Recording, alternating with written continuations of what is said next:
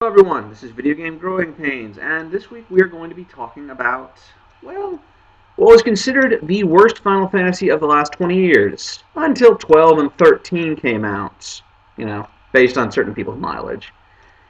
We're talking about Baby's first RPG, we're talking about Final Fantasy Mystic Quest for the Super Nintendo. This was an interesting idea by Squaresoft, who had not had as good sales with the Final Fantasy series prior to Final Fantasy VI, mind you, as they would have liked. The series was massively popular in Japan because of the role-playing game mentality. The idea of the role-playing game mentality is that there is something very cathartic about the knowledge that you will eventually succeed. This is how grinding sort of got established in earlier RPGs, like Final Fantasy 1 through 3. The idea being that if you work diligently, you will eventually succeed. It's a very Japanese mentality. The idea that by continuing, you will eventually succeed so long as you don't give up. However, Japan and Square believed that the Westerners who were playing RPGs didn't understand this mentality, so they tried to dumb it down for us, try and take away a lot of the plot and characterization and gameplay that was difficult and make one of the most basic RPGs ever. This is kind of why Final Fantasy Mystic Quest is decried. It bears the Final Fantasy name, and it is so incredibly simple that it feels almost insulting to people to play. Is it really all that bad, though? I'm not sure myself. You see, I first learned about Final Fantasy Mystic Quest through the pages of Nintendo Power. I didn't get a chance to play it until years later, but when I saw it there, I was actually quite enamored with the idea. It had a very interesting graphic style. It wasn't as advanced as the other Final Fantasies, but I guess you might call it cute, or perhaps safe. The graphics were quite colorful, and we got to experience a few different worlds. The world map in particular showed forests, deserts, volcanoes, ice fields, a rainbow bridge leading to a tower in the sky. It was kind of it reminded me of the old quest feel of Final Fantasy Legend and the original Final Fantasy. So eventually I managed to give it a try, and yeah, it's got problems, but I don't think that Final Fantasy Mystic Quest is as bad as everyone makes you believe. First, let's get the story out of the way. World's going to crap. You are tasked to save it by an old man. That's it. No, seriously, that is it. Go save the four crystals, you dummy. There is virtually no story here. You're just going from one crystal to the next, and with all of the characters being remarkably paper thin, the protagonist does talk, but mostly just to say, "Oh, you want to join my team? Okay. Where's the crystal? All right, let's do that. What do I do now? Okay, I'll do that." There's no characterization and very little story, but I don't think that that's necessarily a bad thing. The idea was that they would cut out the story so that people could get into the gameplay. Because I don't think, granted, the Japanese have thought that we were stupid before, but I don't think that they thought story was the problem. They thought that the gameplay and mechanics of the RPG was the problem, so they wanted to give us the most streamlined experience possible. That being said, let's talk about the gameplay. It's your standard turn-by-turn RPG. You take a turn, your opponents take a turn. You're only allowed to have up to two people in your party, yourself and a guest character. And you basically just smack enemies until they die. That's it.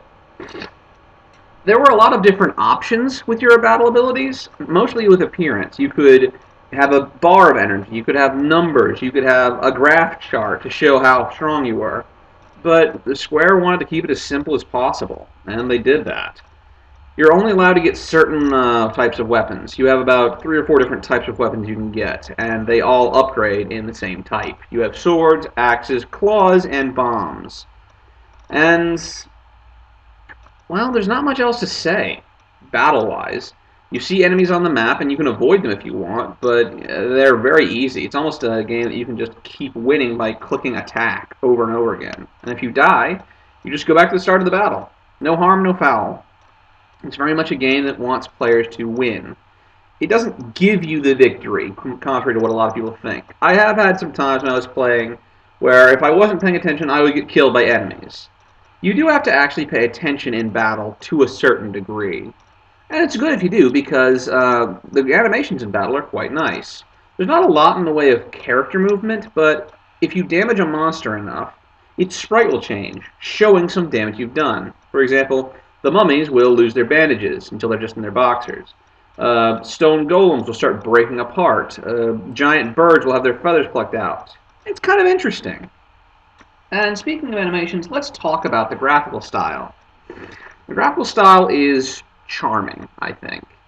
You have a lot of varied locations that you go to, and while a lot of them are stock, the tower in the center of the world, the forest, the desert, the volcano, they're still very familiar and, at times, I think, comforting.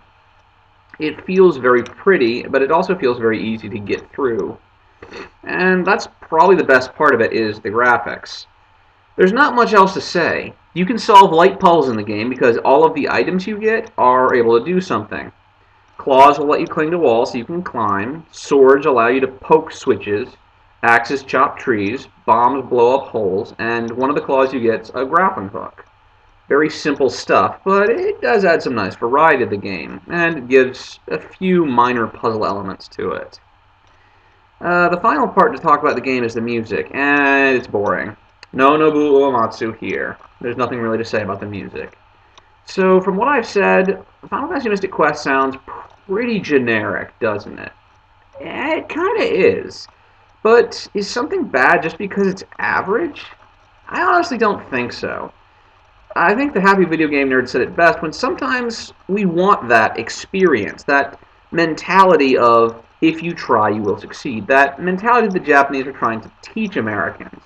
That by playing, you will eventually win, even if you can't win now. And I have to say, I do sometimes just want that when I play an RPG. I don't necessarily want all of the story, or the intrigue, or the betrayals, or the twists. Sometimes I just want to have some nice story stringing me along between battles, where I can just engage in leveling up and grinding a little bit. And speaking of grinding, there's very little in the game.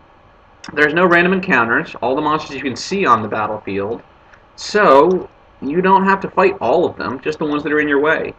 And on the world map, you don't walk around the world map, you go from point to point, so no random encounters there. You can fight in arenas to get prizes, but there's not a lot of point to that either. So grinding is pretty minimal in this game. The idea was to get people used to playing JRPGs.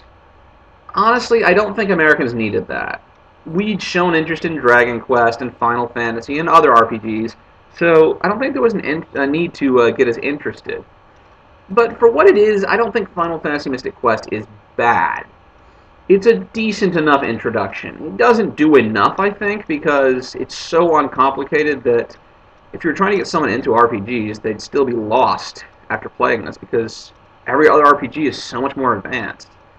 But for what it is, I think it's kind of nice. It's only about 10 to 12 hours if you really want to stretch it out. So it's a very brisk, enjoyable RPG experience. It's average, yes, but the graphics are charming, and if all you want to do is play something simple, play something, easy, fun, and rewarding, I think it's a good enough game. I didn't hate it when I first played it the way I did with some of the other Final Fantasies later on. I admit now that it has its flaws. The graphics are simplistic, the story is non-existent, there's very little characterization, and the combat is pretty, banal. You can just hit A to win for the most part. But the animations for the monsters are quite good, despite the way that the world is, very tropes. Full of tropes, it's charming to go back to those tropes from time to time, to climb into the tree and fight monsters, to travel across the rainbow bridge and fight a big bird beast. Well, I mean, these are tropes for a reason. We tend to like them. And it's a good way to kill only about, 10, 12 hours. I'll say this, it's fun, but it's not very deep. And it's fun only if you're looking for something shallow, a very shallow experience. It's not the worst Final Fantasy I've ever played, by any means, because there's not a lot that it gets wrong. It doesn't screw up a lot, it just doesn't excel. And I don't really think we should chastise it for not excelling. It doesn't do anything spectacular, but it's very inoffensive as well. I like Final Fantasy Mystic Quest. I encourage people to give it a try, even if you only try it for an hour and realize, wow, this is literally baby's first RPG, I don't need to play this. That's fine, you know? It's not an offensive game. That's what I want everyone to understand. It's not worthy of the title Final Fantasy, certainly, but I don't think it should be damned just because it's easy or simplistic. Remember, this was the time when the Japanese thought we were stupid. Anyway, that's my view on Final Fantasy Mystic Quest. And that rounds out the golden era of RPGs. We had very good RPGs in Final Fantasies 4, 5, and 6, and we had some pretty bland ones like Final Fantasy Mystic Quest. But overall, I think it was the best time for RPGs. We had some of the most inventive series.